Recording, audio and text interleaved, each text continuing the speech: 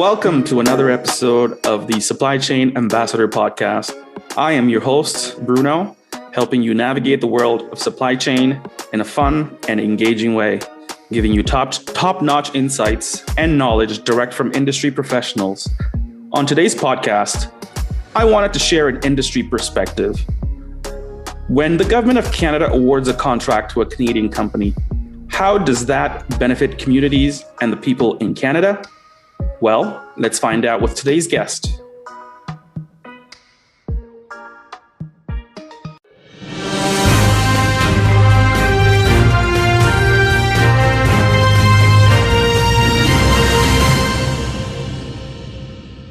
Gerald Rarama is a procurement professional currently living and working in Vancouver, BC. He is a former business degree graduate from Simon Fraser University, and he also has a project management certificate from the University of British Columbia. He has worked in procurement for the Canadian Tourism Commission, the University of British Columbia, and the City of Burnaby. Gerald is currently a procurement consultant with VARD Electro Canada, where he manages subcontracts and services of 2 Royal Canadian Navy vessels. He has also successfully achieved the ISO 9001 certification, which I think is great. All of this giving him strategic insight on how to support dynamic and diverse communities while ensuring that community members are protected through strong policies and meaningful contract provisions. So with that said, welcome, Gerald. Hello, Vito. Thanks for having me. Yeah, not a problem. So can you share with us, the listeners, about your position and what you do? So I work at VARD Electro Canada. We're one of the subcontracts of Seaspan. Seaspan is the prime contractor of the Canadian naval ship procurement that they won. So we're the engineering arm, while Seaspan actually creates the actual ship, the frame, the metal frame, and we go in there and actually install it, like install the equipment, like the transformers, the propulsion systems, the switchboards. So how I'm involved is first when we have like an equipment requirement, we have to go out to tender as part of our requirements because the Canadian government made us do that. It's part of their rules. They make us to go engage with local organizations. And a requirement of that is that we do have to work, we have to meet the dollar value threshold in terms of how much we procure locally or within the Canadian economy. Okay. So, I'm not sure if you're familiar with multipliers, but depending on what we're buying or what we're investing in, we get a certain multiplier. Are you familiar with that, Rita? No, I'm not familiar with that. If you can explain that. For example, let's say we go for bid and we find a Canadian company like Schneider. They have a head office here, and they hire. Their staff is 100 people. Yeah. So the multiplier we can of 2. So they would give us a multiplier of 2 because we met the 100 staff threshold of like they're employing 100 people. Okay. So let's say I buy the propulsion system and it costs $1 million. I can times that by 2. So I've given $2 million to the economy. So it's not straight dollar for dollar because it would be impossible to procure everything within the Canadian economy. So we met like $2 million of our obligations to give back to the community. And then another example would be, let's say we engage with the universities and hire interns there. So maybe we hire 2 people, and then that gives us another like a credit. So that maybe let's say their salaries, they're an intern for a year and their salary is $80,000. So we would get a multiplier of 5. So 80 times 5, so that's $400,000 that we can put as our obligation, our value obligation to the Canadian contract economy. Okay. Yeah, so that's how it works. And then there's obviously different thresholds, like engaging with First Nations groups, hiring them, training them. That would like be a multiplier of 9. Whatever value we put, like how much salary we paid them and how much training they received, we could times it by 9. So that's really layman's terms of how we contribute to the economy. I think that's fantastic. Who makes these decisions for these multipliers, or who gives you the direction to conduct these regional procurements, so to speak? So the federal government gives us the instructions on how and like what multipliers we can use. Okay. Sometimes, like, let's say Vancouver, we don't have a thriving industry in terms of shipping. Yeah. So it would be harder for us to touch like on the higher multipliers. Yeah. So that's why, I don't know, it depends on where you are, and you just have to be creative. Like, we would never like go out to a university and get 2 people to work for our organization just because like we don't really need to, but like to meet our threshold, like we gotta do it. Yeah. Yeah. I see. So what does all this regional benefits mean to you as a procurement officer? It just means like you have to be more mindful of who you're engaging and who you want to do business with. And when you're creating the evaluation criterias and the point system on how to award and like what to award, you just have to keep that in mind. Like, how much value and weighting do you want on employing Canadian staff or in the Canadian companies rather than like employing European companies to supply you like with that transformer? Are they better off? Is their technology more superior?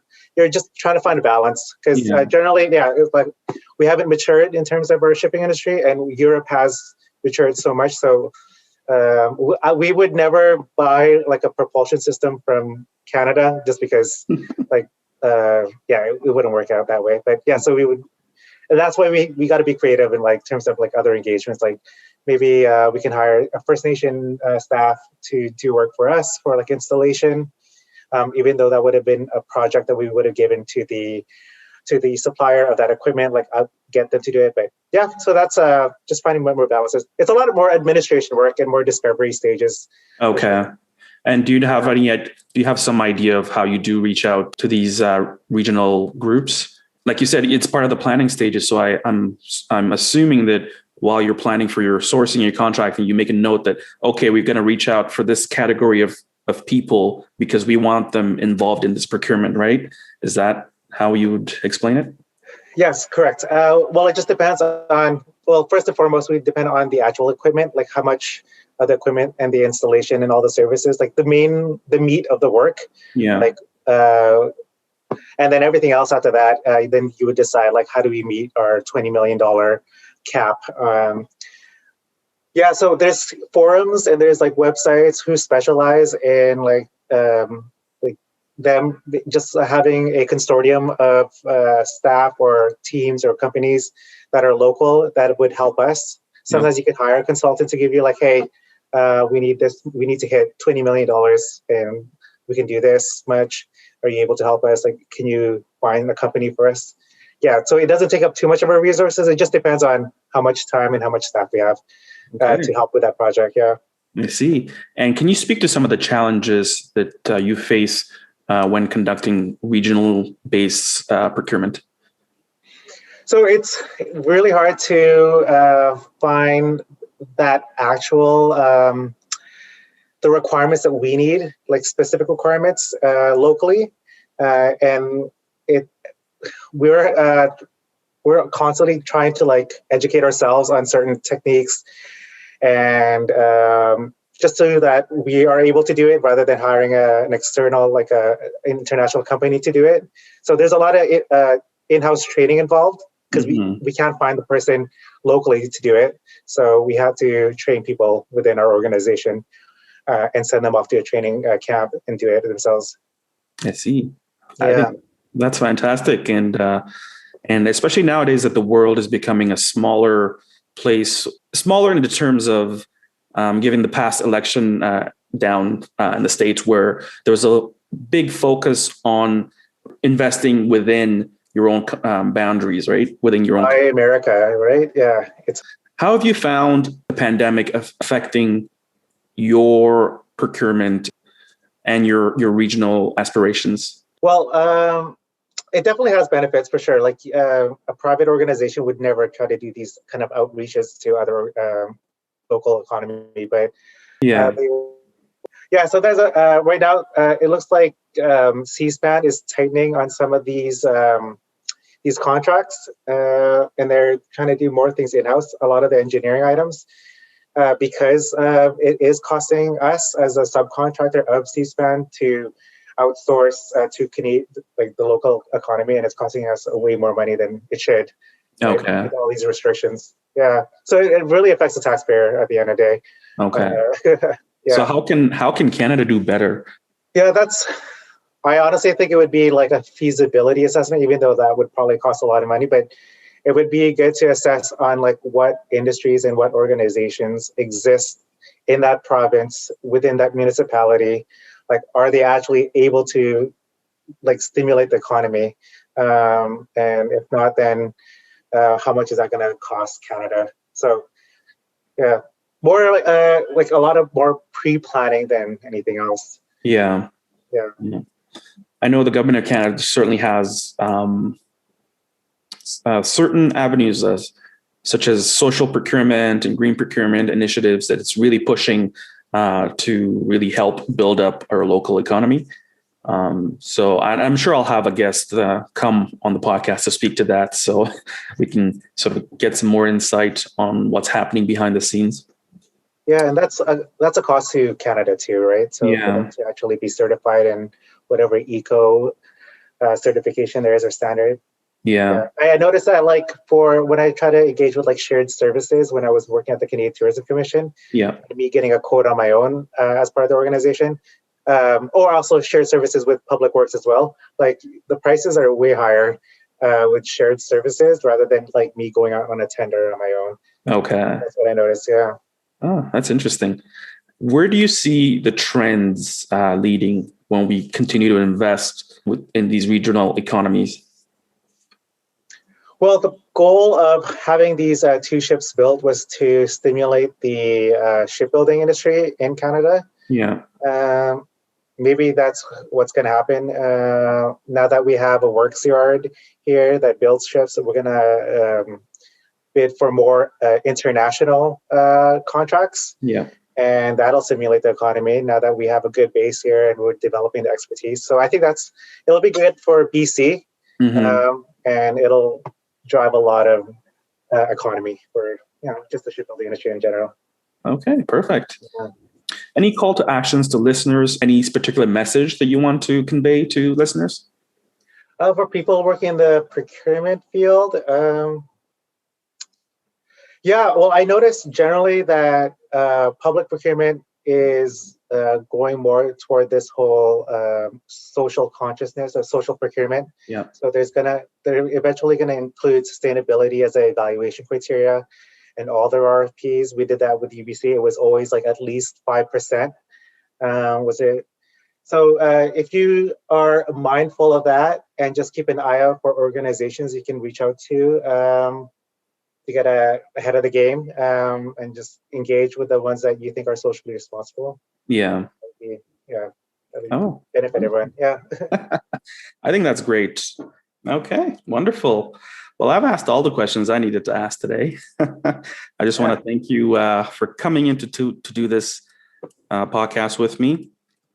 And I want to thank a lot of my listeners for listening. And I'm just going to end off with the quote of the day. And I found this on doing my Google searches, of course, for the quote of the day. And this one's from Mother Teresa, which says, "I alone cannot change the world, but I can cast a stone across the waters to create many ripples." This is alluding to the fact that, the little things that we do does have major changes. It does have a rippling effect. So hopefully this podcast and this quote kind of helps steer us into that notion of supporting our regions and our regional communities and supporting things beyond just the day-to-day work that we do. So I want to thank everyone for listening. You can find the podcast on Spotify and YouTube by just searching the Supply Chain Ambassador podcast. If you want to be a guest on the show, you can find me on LinkedIn. Just search for the Supply Chain Ambassador there as well. Send me a message with your thoughts on how this podcast can bring value to you or your business. Thanks again, and until the next time.